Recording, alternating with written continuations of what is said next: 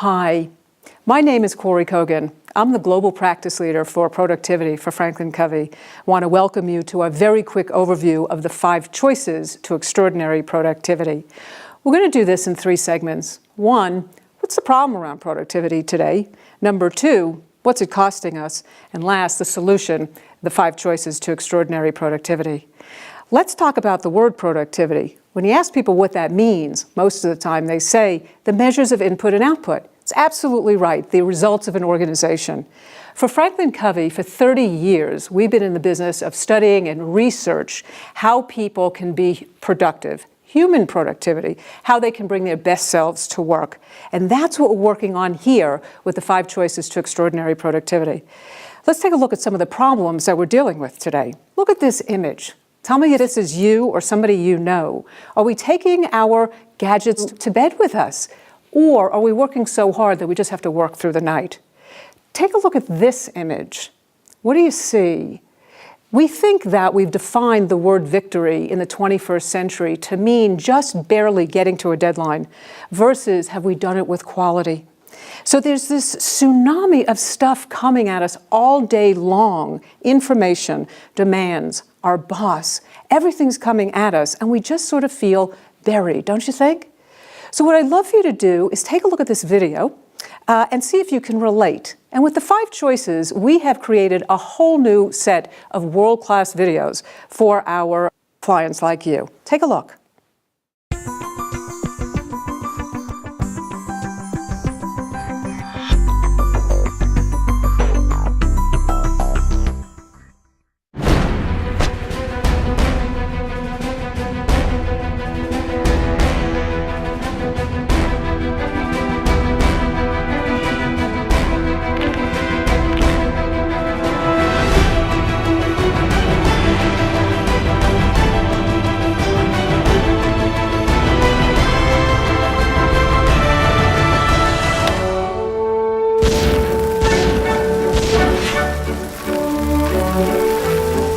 Today's workplace is a battlefield.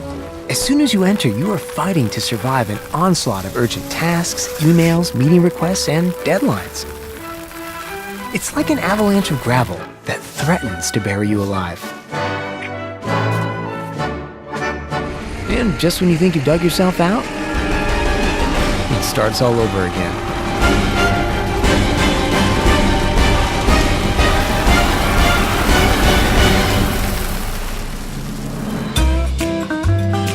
And it's not just at work.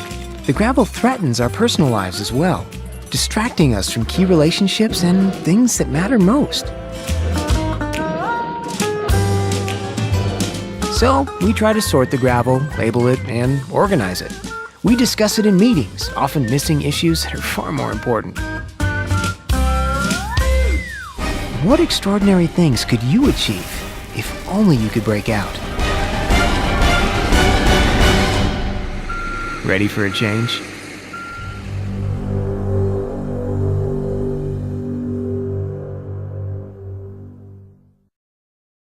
So are you ready for a change? There's 3 problems that we know exist today in a way that they never have before. Here comes the first one. We're making more decisions today than we ever have before. If you go back in time and think about 50, 60, 100 years ago in the industrial age, people, put a widget here and made a couple of decisions during the day or about their job. Today, you are hit with hundreds of decisions all day long, and we're trying to get it all done and maybe not choosing the right decisions through the day as well as we're trying to get everything done. The second big problem that we're dealing with is our attention is under unprecedented attack. We've sort of enabled it, right? The onset of the fax machine brought us information to our fingertips, computers, laptops, smartphones. We just were craving all this information, and we're getting bombarded every day, every few seconds with our adrenaline getting hit. And you know what? Part of the work with the 5 choices is that we have partnered with some of the top brain scientists in the world to help us understand what we need to do differently to stop that kind of behavior and really get important things done. The third thing is, if we're making all of these decisions and our attention is under unprecedented attack, that's exhausting. We're under personal energy crises today. We're just exhausted. So with those 3 problems, we know they exist, and we have to ask the question, so what? So do we just push through? Or what's it costing us? I just need to go back in time a little bit to be able to point that out. When you went back into the industrial age, back in the late 1800s, early 1900s, scientific management, the assembly line came into being, Henry Ford, and that whole process, management, changed the world, changed our standard of living, changed the things that we could purchase.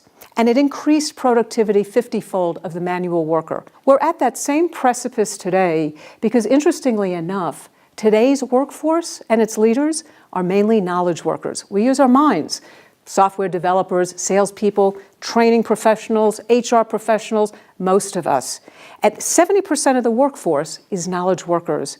And we're sort of not prepared to have the same kind of scientific management process in place to be able to be highly productive today in the midst of all those problems. Let me show you a little bit about what I mean. We've been doing a survey since 2005 of 350,000 people to date who have self-reported that they are spending 60% of their time and energy on important things and 40% on unimportant and irrelevant things. And just think about that, 40%. If your equipment was only operating at 60% efficiency, what would you do?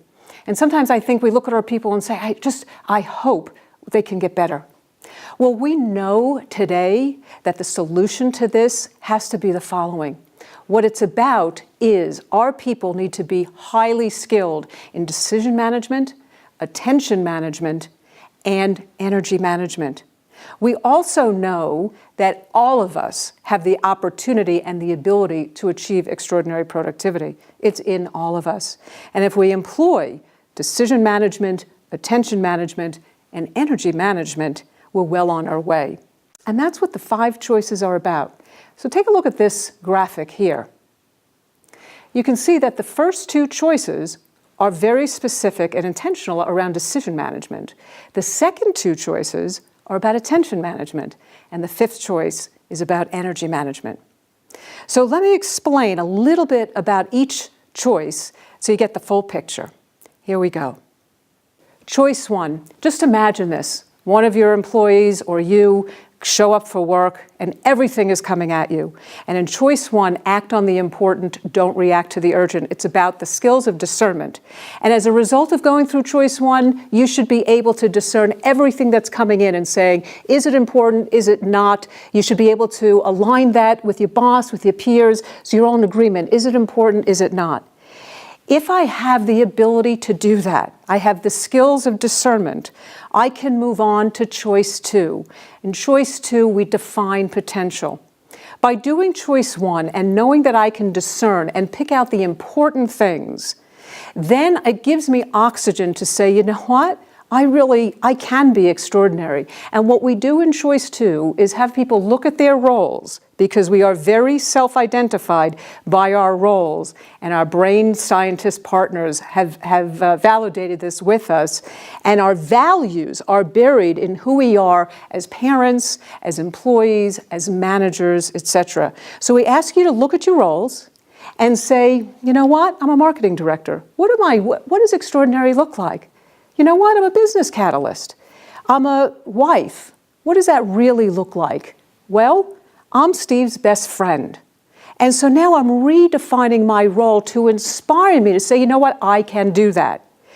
If I have choice 1, the skills of discernment, and I've got choice 2, defining potential through my roles, we can move to choice 3, which is about scheduling priorities. I could dream about being good. I have to operationalize it. I need the disciplines of knowing how to get the big rocks done amidst all that gravel from the video we saw earlier. How do I make sure, knowing that the world's not going to change because you and I had this conversation, but I have to make sure I'm so clear on what's important. I know how to discern some of the unimportant, and every week I'm going to apply the disciplines of weekly planning, time zoning, and daily planning, amongst other things, in order to make sure I'm getting the important things done, even when your boss comes to you and says, I need this now. If we do the first 3 choices, that takes us to choice 4. We have workflow process through the first 3 choices. And so with 4, we're going to align our technology Rule your technology. Don't let it rule you. And we're going to take all that great workflow and align it and turn either Outlook or Lotus Notes into a productivity tool. We're going to have some great brainstorm conversations around the applications that are helping you get to your goals and fulfill your role. And we're going to take a look at a couple of the applications that maybe you go, maybe it's not so important. That brings us to choice 5. You know, if you do choice 1 through 4 really well, you're going to be energized. Anytime you do good work, you feel extraordinary, you know you're energized. The problem is that you can't sustain that without some help. And with the help of our brain scientist partners, we've identified the 5 energy drivers that are key to good oxygen and glucose, keeping our brains sustained, which leads to great physical and mental health. So those are the 5 choices, and again, I hope you see where decision management is in choice 1 and 2, attention management is in 3 and 4, and the skills of energy management are in 5. These 5 choices are the requirements for our workforce to achieve extraordinary productivity in the 21st century. For more information, please contact your client partner to understand how you can become a certified facilitator in your organization or bring an on-site pilot program to understand how this might roll out to your team or organization. Thank you for your time today and good luck with extraordinary productivity.